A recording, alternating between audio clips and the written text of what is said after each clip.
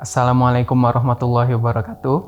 Selamat pagi Sobat RSWN semuanya, salam sehat. Perkenalkan, saya Dr. Rinaldi Putra SPJP dari bagian jantung dan pembuluh darah RSUD KRMT Wongsonegoro Semarang.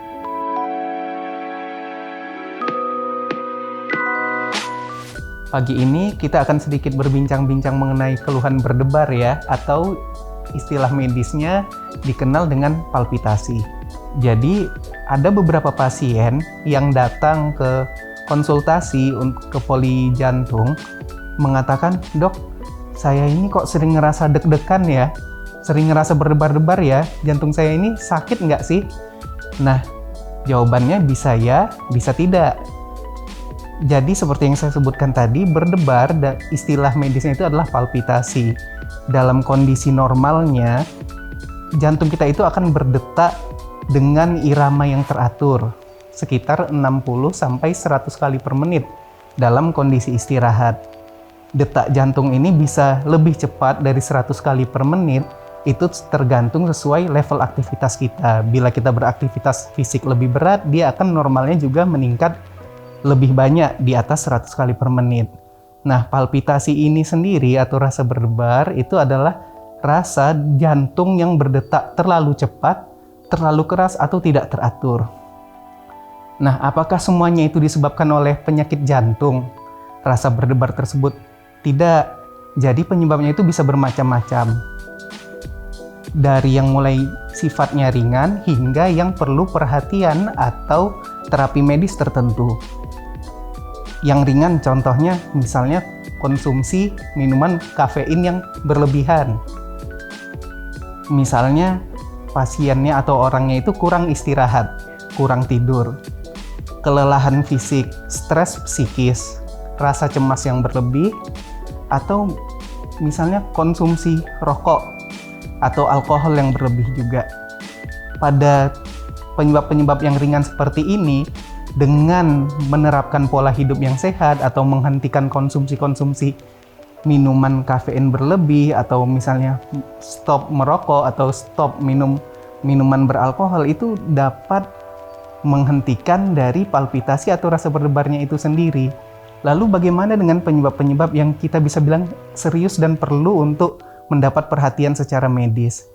Ini penyebabnya bisa dari organ jantung itu tersendiri, dan juga bisa juga di luar jantung.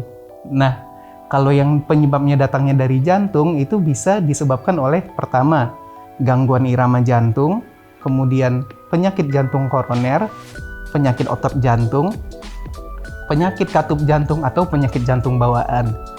Sementara untuk yang penyebabnya itu dari luar organ jantung, berdebar atau palpitasi ini dapat disebabkan misalnya yang paling sering itu anemia atau kita kenal dengan kurang darah, gangguan elektrolit, dan gangguan hormonal. Terus pasien itu sering, terus kalau saya ngerasa berdebar-debar, Dok, gimana nih yang harus kita waspadai sehingga saya itu harus ke dokter untuk memeriksakan lebih lanjut?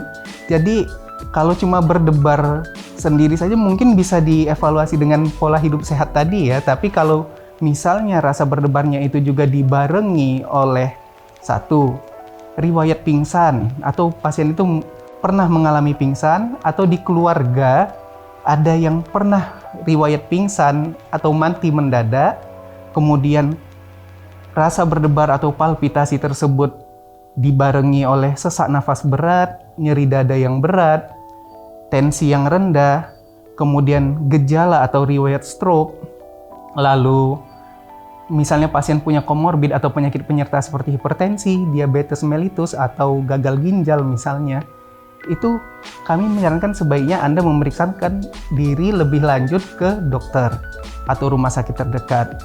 Nah, tujuan Anda memeriksakan diri dari palpitasi ini biar palpitasinya itu dievaluasi lebih lanjut. Di Rumah Sakit Wongsonegoro sendiri itu evaluasi yang kita lakukan meliputi tentu saja awalnya kita akan tanya pasien tentang riwayatnya yang lebih detail bagaimana, kemudian pemeriksaan fisik dasar, kemudian kita lanjutkan dengan pemeriksaan lanjutan seperti EKG, Holter, atau pemeriksaan lanjutannya untuk menilai dampak dari palpitasi tersebut. Tujuan dari evaluasi ini pertama adalah menegakkan jenis palpitasinya apa. Kemudian apa yang menyebabkan palpitasi tersebut. Lalu apa penyertanya, penyakit penyertanya. Karena berbeda jenisnya, berbeda penyebabnya, berbeda penyakit penyertanya, tentu terapi yang akan diberikan itu juga akan berbeda pula. Kemudian dari dampaknya perlu kita nilai juga apakah palpitasi ini juga ada menimbulkan komplikasi-komplikasi tertentu atau tidak. Nah, di Rumah Sakit Wongsonegoro seperti yang saya sebutkan tadi, pemeriksaan dasar yang kita lakukan pertama itu adalah elektrokardiografi atau biasa dikenal dengan EKG atau rekam jantung. Jadi rekam jantung ini berfungsi untuk menilai atau merekam aktivitas listrik jantung pada kondisi istirahat.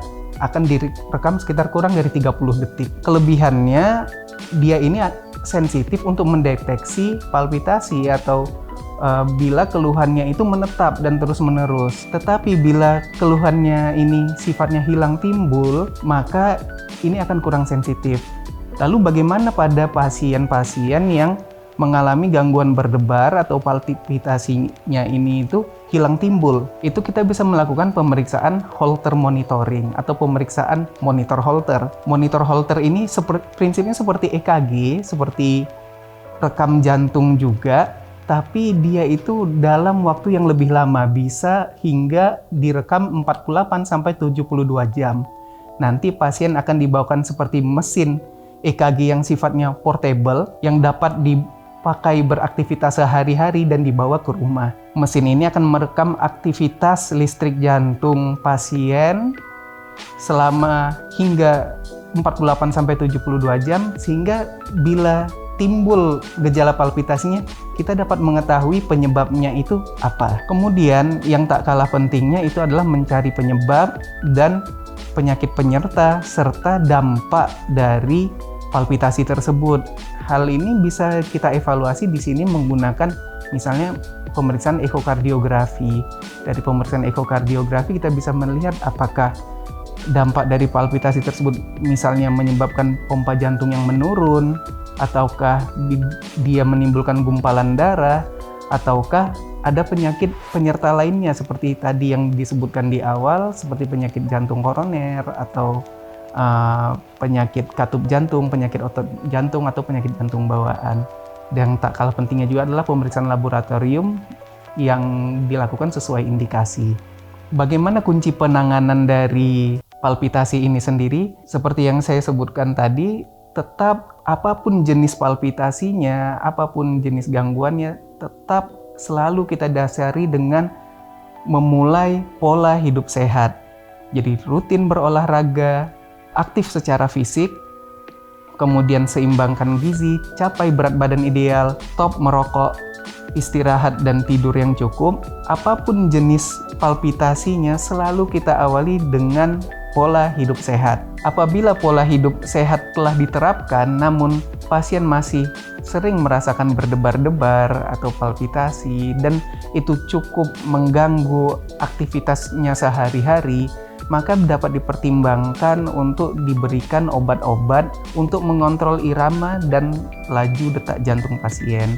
Obatnya ini bisa bermacam-macam, kembali lagi tergantung pada jenis palpitasinya seperti apa.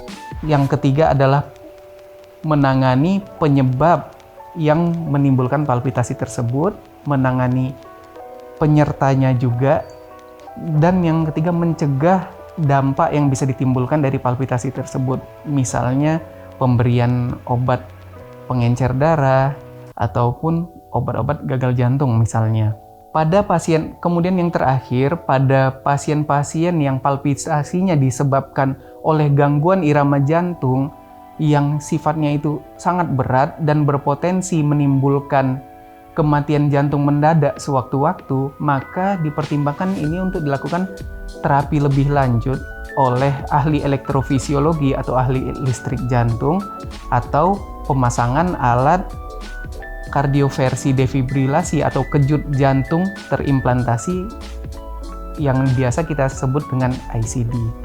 Nah, sekian yang bisa saya sampaikan tentang masalah berdebar atau palpitasi ini ya.